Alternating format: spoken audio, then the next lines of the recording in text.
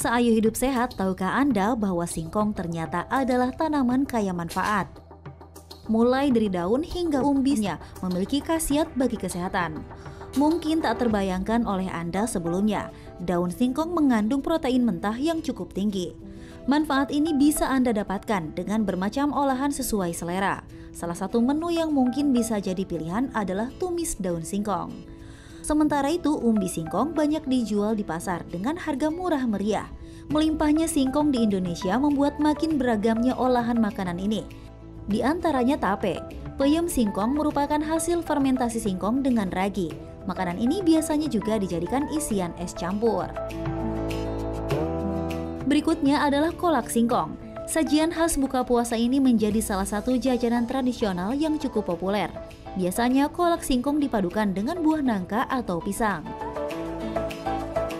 Singkong terutama yang diolah dengan cara direbus dipercaya bisa membantu mencegah munculnya sel kanker dalam tubuh. Meski belum ada penelitian lebih lanjut mengenai kejelasan ini, nyatanya banyak orang yang menjadikan singkong sebagai camilan sehat. Nah, untuk lebih berkenalan dengan tanaman umbi-umbian yang satu ini, mari ikuti pembahasan seputar fakta atau mitos singkong dan daun singkong berikut ini. Aduh, ini singkong. Aduh, saya tuh nggak makan singkong, Dok. Masa artis makan singkong sih? Sombong banget sih, maaf ini banget enak ya, loh Kak enggak. Bekti. Aku aja makan. Aduh, rasanya tuh juga ya Allah hambar-hambar aja. Enak, udah gitu mengenyangkan. Terus katanya mengandung banyak serat ya Dok ya? Bagus ini, Dok, jadinya, Dok. Bagus, makanya belum tahu. Orang bilang nggak tahu, maka nggak sayang. Nah, nanti kita cerita banyak mengenai singkong dan daunnya, ya. Oh, ini daun singkong juga rasanya kan maksudnya agak pahit-pahit gimana gitu, Dok. Tapi bagus, banyak sekali kandungan gizinya, jadi bagus untuk kesehatan. Oh, gitu. Nah, Dok, ini ada masyarakat bilang nih katanya kalau misalnya singkong ini dapat menyembuhkan kanker Dok. Ah, Mitos masa? atau fakta nih? Nah, Fakta atau mitos tuh, Dok? jadi kaget. Kagetnya aku, Dok. Masa sih, Dok?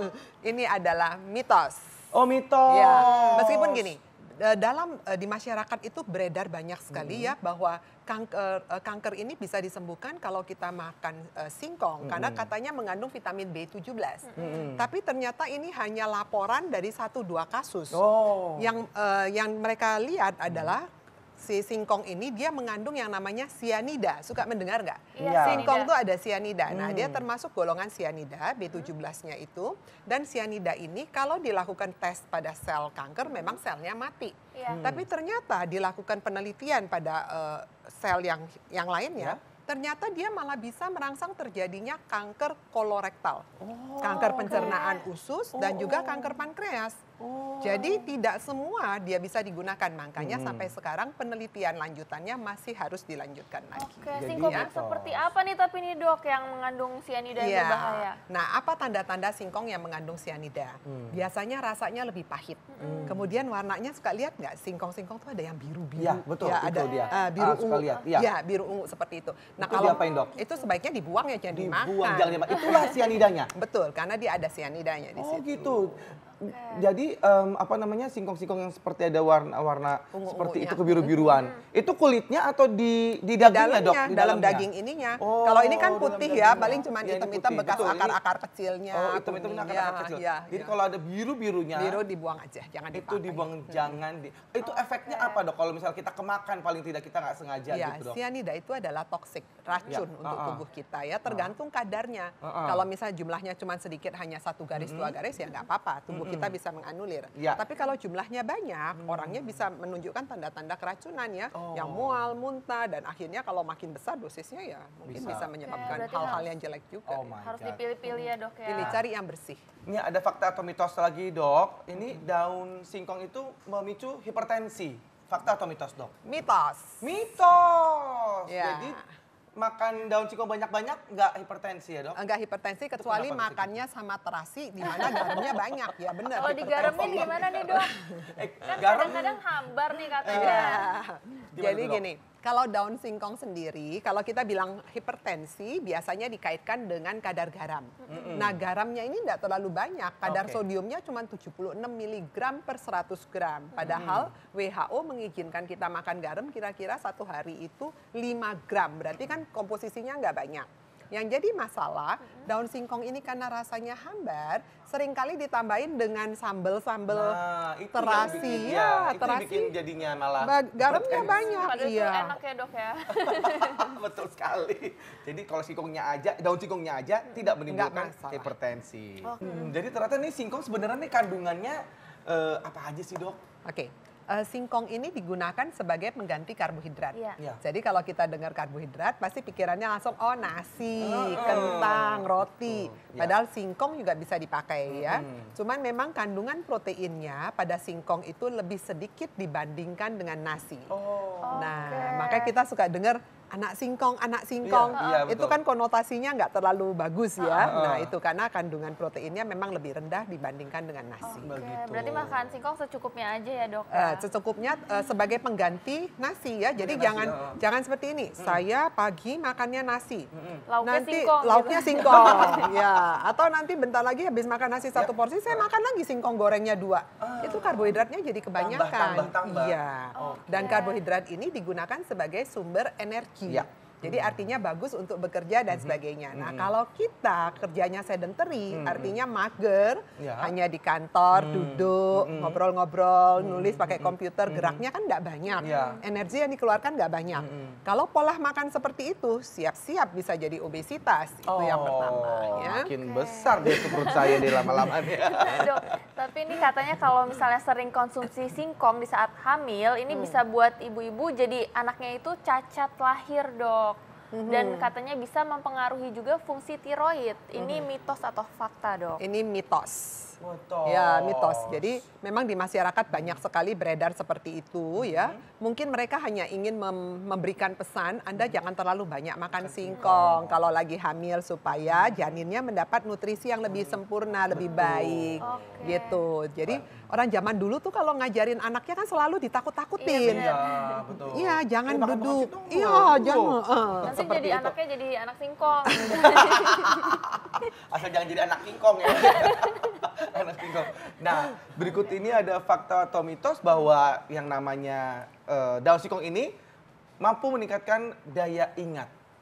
Fakta atau mitos tuh dok? Nah, ini adalah mitos juga. Mitos ya. lagi? Mitos. Nah, daun singkong ini kan karena kandungan nutrisinya cukup baik ya. Jadi dia kaya akan vitamin, mineral, serat, dan vitaminnya cukup banyak. Mulai dari A sampai C ya. Kemudian ada vitamin B segala macam. Tapi kandungan ini kan tergantung cara ngolahnya. Nah, kalau kita mengolahnya dengan cara direbus, bikin gulai daun singkong, apalagi orang Sumatera tuh suka daun ubi ditumbuk, pernah lihat enggak?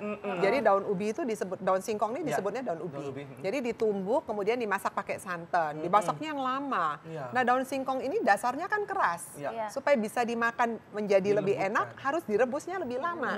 Otomatis vitamin larut airnya akan banyak yang hilang.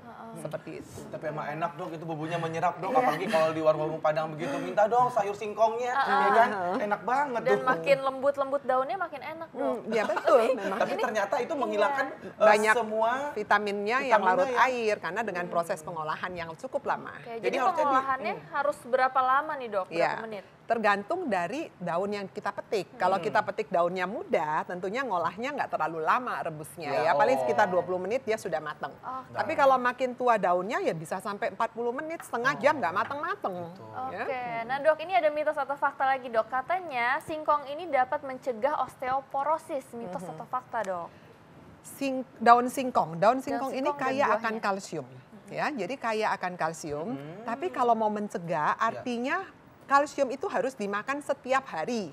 Lah kan kita nggak saban hari makanin daun singkong. Iya. Cuman kalau dia bisa mencegah, betul. Ya, tapi Oh, bahan makanan sumber kalsium bukan cuman daun singkong. Ini Ya. fakta ya dok? Jadi ini adalah fakta, Oh. bisa. Cuman kalau makan kan juga mesti variasi. Ya. Iya, jadi nggak cuma Sebanyak daun apa singkong nih terus. dok kalau misalnya Iya, untuk untuk mencegah mencegah osteoporosis. osteoporosis? Untuk mencegah osteoporosis biasanya kita membutuhkan mineral ya. Harus ada kalsium, fosfor, vitamin D ya. Vitamin-vitaminnya mesti masuk. Protein juga harus cukup. Kalau enggak yang ngikat siapa Ya, untuk vitamin itu dia. mineralnya. Nah, kalau kita membutuhkan tergantung usianya. Kalsium itu dibutuhkan antara 500 mg sampai 1 gram per hari tergantung umurnya ya. Kalau 1 gram itu artinya 2 gelas susu. Jadi 1 gelas susu itu kira-kira mengandung 500 mg. Nah, daun singkong, 100 gram daun singkong itu mengandung maksimal tergantung dari daun singkong yang kita petik. Kan ada yang muda, ada yang tua, daunnya makin hijau. Jadi kalau makin hijau biasanya kandungan kalsiumnya juga cukup tinggi. Nah, dan zat besinya juga cukup bagus. Yang jadi masalah, ngerebusnya jadi lebih lama. Gimana tuh? Nah, dia bisa mengandung kira-kira sampai 730 mg per 100 gram. Oke, nah ini ada fakta mitos lagi dok, bahwa daun singkong itu dapat meremajakan sel tubuh dok. Fakta atau mitos? Ini adalah fakta. Wow! Habis biar ini dok. Biar sel tubuhnya remaja. Awet muda dok.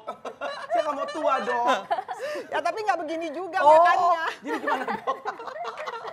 langsung bahwa ini adalah fakta. Langsung Kok bisa dimakanin, dok? ya. Gini, daun singkong ini kaya akan vitamin A dan vitamin C.